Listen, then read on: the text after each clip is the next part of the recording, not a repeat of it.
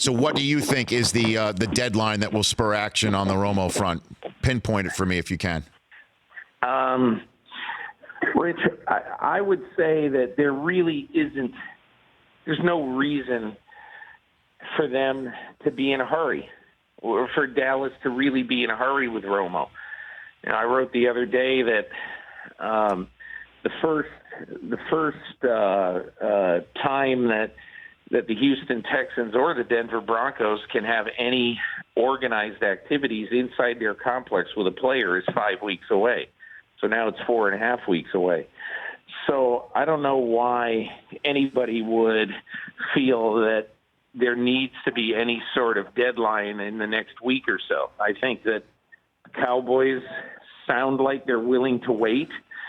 And Romo, I think, is just going to have to be patient. And he's kicking the tires on a TV career, you think, from what you're hearing?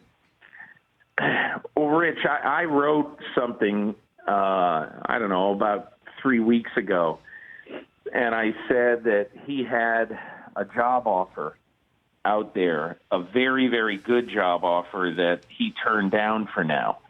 And I'm not going to say what it was, but I think it's interesting that these TV rumors have surfaced because that is where I believe that eventually one day Romo is going to have a good opportunity. I think he's also going to have a good opportunity, Rich, as an instructor of the position. He really is he's kind of a quarterback nerd. Mechanics and arm slots, arm motion, everything like that.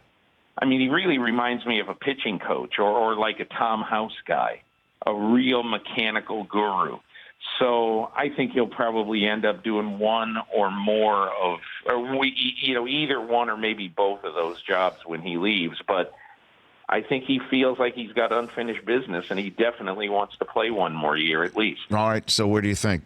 Houston, Denver, or is there a team lurks? Houston makes the most sense. Houston makes the most sense, Rich, by far. There's a need there. There's a desire, I think, by the Texans. I think Bill O'Brien would love to have him as his quarterback.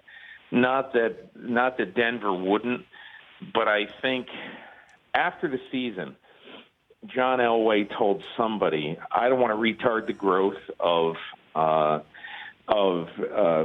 two quarterbacks we have, particularly a number one pick.